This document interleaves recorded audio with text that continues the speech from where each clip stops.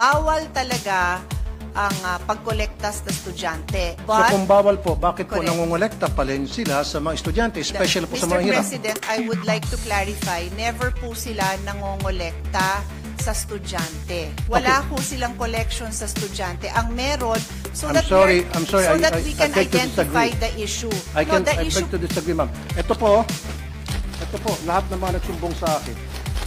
Sir, the These are issue, the I don't These are the list of parents na nagsumbong sa akin, iba't ibang eskwelahan sa buong Pilipinas na kung saan sila po ay sa pilitang kinukolektahan ng mga electric fan at kung ano pang mga gamit sa eskwelahan na meron man pong budget sa MOE ang DepEd for those things.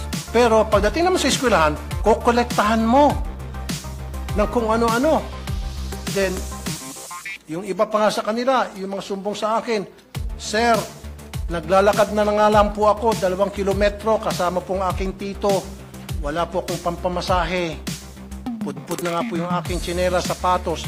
Pagdating doon sa school, ine-expect kami po ay magbigay ng para sa electric fan. Ito pa po, para sa kalaman ng marami.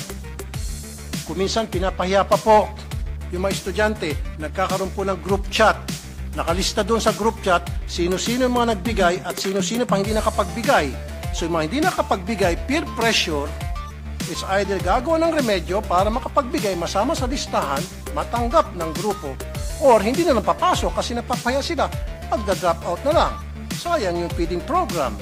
So what I'm trying to say here, Mr. President, napakasimple lang naman eh. Okay lang may PTA. In fact, wala akong wala akong against it sa PTA. Use it properly. Dapat yan, talagang nababantayan ng DepEd.